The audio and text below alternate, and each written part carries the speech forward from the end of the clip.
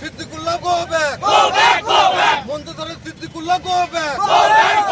Montazar Siddiqullah, go back. Siddiqullah, go back. Siddiqullah, Murdabad. Montazar Siddiqullah, Murdabad. Montazar Siddiqullah, go back.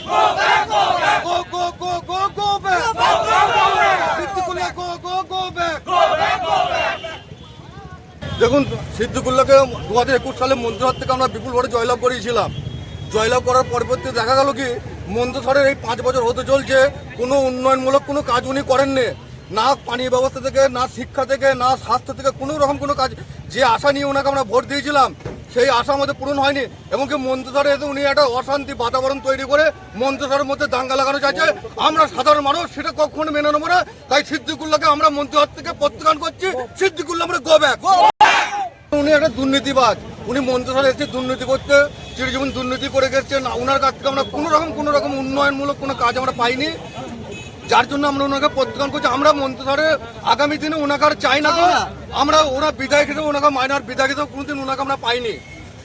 এটার জন্য আমাদেরকে কলকাতায় যেতে হয়। একটা সাধারণ মানুষ সে কি করে তার ক্ষমতা আছে সে কলকাতাকে যদি কলকাতায় আমাদেরকে যেতে হয়, তাই কলকাতার মানুষকে আমাদের এখানে প্রয়োজনে আমরা চাই মন্ত্রিসভার ভূমিপুত্রকেই আমরা আগামী দিনে বিধায়ক হিসেবে চাই।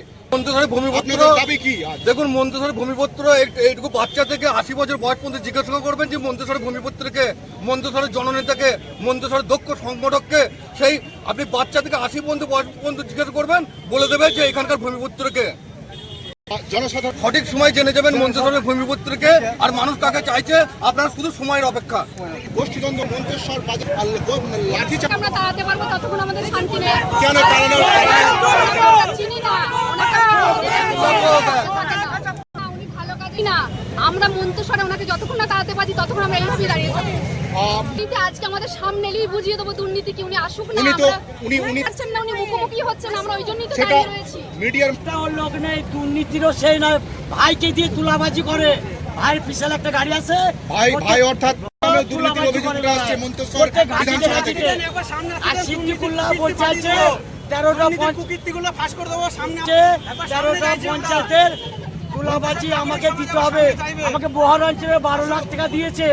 আমাকে ওই মন্ত্রিসভা ইয়েতেও আমাকে 40 লাখ টাকা দিতে হবে। ও একটা সার্টিফিকেট ওর কাছে পাওয়া যায় না। কোনো গরিব মানুষের মেয়ে জাতির স্কুলে ভর্তি হওয়া, কলেজে ভর্তি হওয়ার ব্যাপারে কোনো পিপাসি পাওয়া যায় না।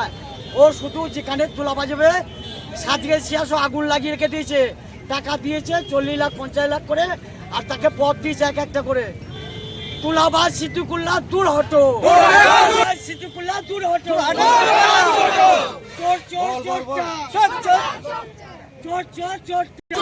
আমাদের মুসলিম ধর্মের মধ্যে কলঙ্ক, আমাদের মুসলিম ধর্মের মধ্যে কলঙ্কটা কয়েকদিন